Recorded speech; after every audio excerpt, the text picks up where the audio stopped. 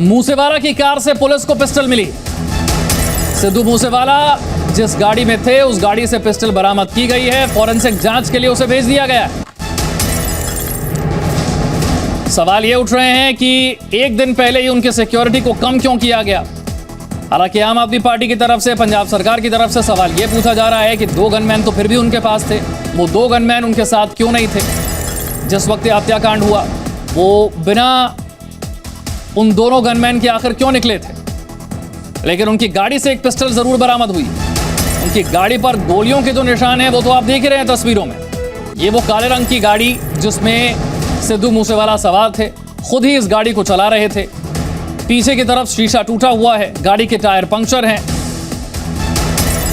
और ये देखिए गाड़ी के अंदर की तस्वीरें, टूटे हुए शीशे, हर तरफ गोलियों के निशान। जानकारी ये मिली है कि 30 गोलियां चलाई गई और सबसे ज्यादा गोलियां, ये देखिए सबसे ज्यादा गोलियां ड्राइविंग सीट की तरफ, जहां पर खुद सिद्धू मूसेवाला बैठे हुए थे, गाड़ी चला रहे थे।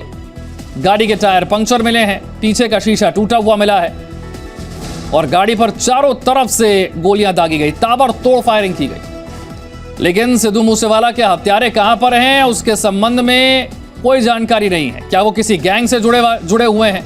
क्या सिद्धू मूसेवाला की हत्या ये किसी गैंग वॉर का नतीजा है? इन सब सवालों का जवाब अब भी पुलिस को तलाशना है। जिस जीप में मूसेवाला की हत्या हुई उसमें पुलिस को पिस्टल मिली है।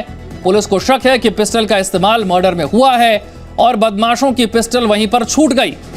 फिलहाल पिस्टल को फॉरेंसिक जांच और फिंगरप्रिंट एनालिसिस के लिए भेज दिया गया है। और इस मामले में एक और बड़ी खबर यह है कि बदमाश शाहरुख से पूछताछ में खुलासा हो रहा है। बड़े खुलासे हो रहे हैं। मूसेवाला के मर्डर केस में एक और बड़ा खुलासा, बदमाश शाहरुख से पूछताछ में खुलासा हुआ है। गोल्डी बरार और लॉरेंस बिश्नोई ने हत्या का काम दिया था, यह जानकारी सामने आ रही।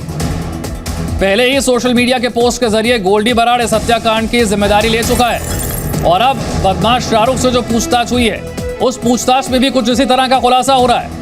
वो कह रहा है कि गोल्डी बरार और लॉरेंस बिश्नोई ने हत्या का काम दिया था। भोला और सोनू के साथ मूसेवाला के घर की रेकी की थी उसने।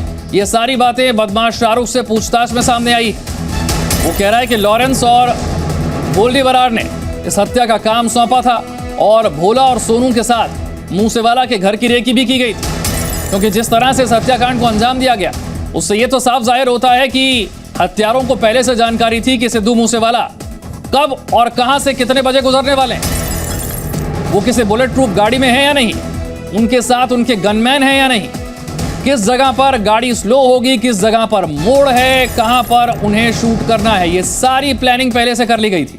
ये तो इस हत्याकांड से साफ जाहिर हो रहा है। और अब बदमाश शाहरुख से जो पूछताछ हुई है उसमें भी वो कह रहा है कि गोल्डी और लॉरेंस ने ही हत्या की सुपारी दी थी। वो ये भी बता रहा है कि भोला और सोनू के साथ मूसेवाला के घर की रेकी भी की थी। यानी कि हत्यारों को पूरी जानकारी थी कि सिद्धू मूसेवाला कितने बजे अपने घर से निकलेंगे, किस रास्ते से होकर गुजरेंगे और कहां पर उन्हें टारगेट किया जा सकता है।